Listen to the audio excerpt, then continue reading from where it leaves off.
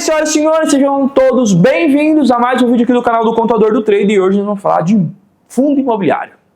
Tudo o que você precisa saber sobre pagamento de imposto e a declaração do imposto de renda. E olha só, tudo que eu falar aqui, eu tenho certeza absoluta que você já sabe. Por que a gente volta aqui insistentemente falando para você? Que para você não ter dúvida. É repetição mesmo. Nesse canal aqui eu vou sempre trazer para vocês o que eu vivo no dia a dia lá onde, né, Luiz Fernando? Você precisa saber, né? Eu estou no 7º andar e o meu operacional fica tudo no 1º andar. Então, por isso que eu falo lá no 1º andar. Nós temos hoje alguns contadores especializados que atendem algumas centenas de milhares de clientes. E todo dia a gente se depara com uma coisa nova. Aqui eu quero começar esse vídeo deixando bem claro para você que acha que é fórmula mágica, que é fórmula matemática, é 1 mais 1 é 2. Para a questão tributária não é assim que funciona. Nem mesmo os critérios de fiscalização da Receita Federal. Olha, só para que você possa ter uma ideia, eu acho que eu fiz mais de 7 mil declarações em 2024. Eu tive acho que umas 15 que é na malha fina. Das 15 que é uma malha fina, eu estou chutando os números que eu não sei, tá? Mas é só aproximação mesmo. Vamos supor que 5 era de investidor de fundo imobiliário. E caiu o CPF, e teve CPF, caiu na malha fina. CPF local não.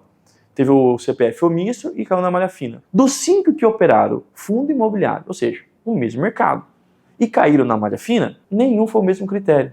Um é porque não compensou prejuízo direito, outro é porque pagou o imposto direito, outro porque os rendimentos isentos não declarou da forma correta, enfim.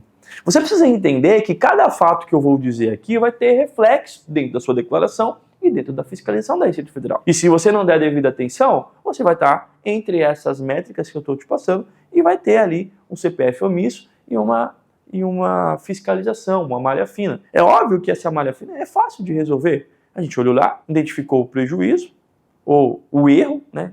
Prejuízo não de rendimentos, mas o erro que aconteceu, falamos com o cliente e disse para ele: teve 2, 3 anos para trás que você não fez de forma correta. Você me contratou só em 2024. Lembra que eu te falei que teria que voltar e você não quis? Então, vamos voltar lá agora. Porque a Receita Federal tem 5 anos para trás. Está fiscalizando 2019 teu. Eu estou em 2024 fazendo sua declaração de imposto de renda. E eu volto, faço 2019, 2020, 2021, 2022, 2023 e retifico a declaração do imposto de renda dele. Simples assim. Mas operacionalmente falando, isso demora aí um monte de tempo. Isso porque eu tenho um contador especializado e eu tenho tecnologia. Então imagina se fosse fazendo na mão. Agora, como é que resolve isso? Então eu não vou te dar uma fórmula mágica. Você precisa cuidar de todos os cenários dos seus investimentos em fundo imobiliário. E eu vou dizer alguns pontos mais importantes. Mas antes disso, não deixe de se inscrever no canal, dá um like, comenta aí o que você está achando do nosso canal. Também vou deixar fixado aqui um link do WhatsApp direto da minha equipe, caso você tenha alguma dúvida. Também não deixe de nos seguir nas redes do Instagram, TikTok, não deixem de seguir lá, tá? A gente não tem medido esforços para poder entregar conteúdo para você. Combinado? Então, acho que é justo comigo você dar essa contrapartida. Se inscreva aí, dá um like, porque me ajuda. Fechou? Então vamos lá. Primeira coisa que nós temos que entender é que investimentos em fundo imobiliário, eu tenho sempre duas pontas, tá?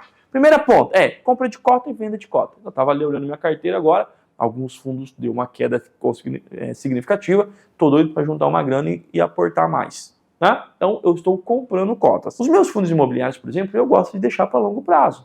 Então é uma carteira buy and hold de fundos imobiliários. Então eu tenho uma carteira de fundo. Tá? Às vezes eu vendo ajusto minha carteira, mas a ideia é levar ele por quanto tempo for. Nesse momento que eu só estou comprando, eu vou ter imposto de renda na negociação de cotas? Não. O que eu preciso fazer então, Luiz Fernando? Calcular o custo de aquisição ou o custo médio. E esse custo médio é que vai entrar nos meus registros, nas minhas mensurações, na minha contabilidade, para que lá na declaração do imposto de renda eu tenha condições de entregar de melhor forma. Eu adoro a tecnologia. E por mais que eu sofro com ela, porque eu já estou batendo 40 anos. Senhoras e senhores, eu faço 40 anos agora em outubro. Estou na crise do 40, doido para me aposentar, comprar um barco. Mas aí eu lembro que eu passo mal, tenho que voltar a trabalhar. Bom, voltando. Eu preciso montar a minha carteira. Então, quando eu faço a minha gestão... eu falei, adoro tecnologia, não sei porque eu entendo esse assunto. Qual é o problema da tecnologia? O problema da tecnologia é que você fica à mercê dela. E às vezes você paga baratinho e o baratinho sai caro. Você ter uma calculadora é ótimo. Mas eu não consigo... Agora, e se quiser eu posso trazer esse dado...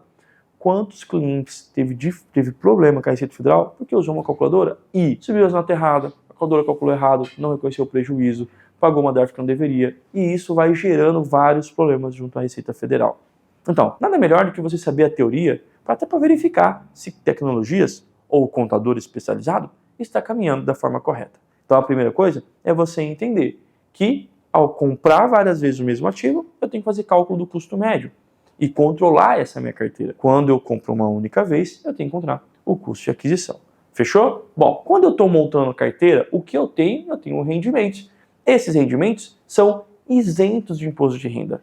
Isso significa que a minha carteira se mantém por longo tempo, os rendimentos entra de forma isenta. Então eu não pago imposto, eu não pago imposto. Não, senhoras e senhores, o que você precisa entender é que o imposto é isento, ou seja, por força de lei tem características para levar essa isenção, mas ele tem um procedimento, ele tem que ter uma gestão, ele tem que ter uma contabilidade com essa informação. Por quê? Porque na gestão das informações, quando chegar o período do imposto de renda, você vai ter lá um montante de rendimentos isentos e não tributáveis que você recebeu dos fundos imobiliários lançado na sua declaração do imposto de renda. Eu gosto até de fazer um controle à parte para poder comprovar numa eventual fiscalização quais são os ativos, quais são os períodos e o quanto eu recebi de rendimentos isentos que comprovam aquele valor que está na minha declaração do imposto de renda. Por que, Luiz Fernando? Olha quanta informação boa eu estou dando. Porque a declaração do imposto de renda